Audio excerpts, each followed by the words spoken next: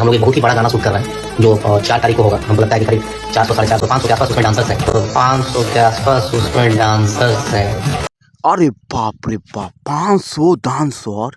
ई तो भोजपुरी में पहिला बार इतिहास हो जाई कि एगो गाना में 500 डांसर। तो बाप रे बाप, उ गाना केकरा संगे आवता तनी इहो पता चल जाई का हमारा। पवन जी के साथ सनी लियोन को लेकर के आ रहे हैं, जो सनी लियोन का बर्थडे का गाना करेंगे। तो सुननी आप सब, सनी लियोनी संगे आवता पवन सिंह के गाना जौन की बर्थडे स्पेशल ह। तो ई आप सबके आ रहल बा, बहुत सारा प्यार दुलार दी लोग बर्थडे पर। जौना गाना में लाग गइल बा 5 करोड़ रुपया, जौन की एगो फिल्म के भी टारगेट नइखे। तो आप लोगों ने भी कल्पना नहीं किया होगा, उसको भी बताऊंगा भोजपुरी में। तो पावर स्टार जौन बोलेलन क के देखावेलन, झमकावला से ना होई। पावर एही जैसे शुरू होला, एही जैसे खत्म होला।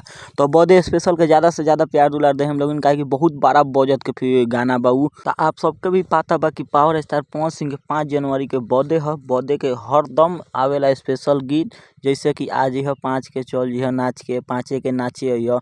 तब कि वो सबसे अलग एकदम पार्टी में बाजे वाला गाना आ रहल बा। हमरा तो शायद लागता कि लॉलीपॉप 2 मत होखो, काहे कि सनी लियोनी संगे इहे आ सकता है, काहे कि बहुत बड़ा गाना बा। तो आप सब ई गाना के बहुत सारा प्यार दुलार दी। Happy birthday power star boss, जय श्री राम।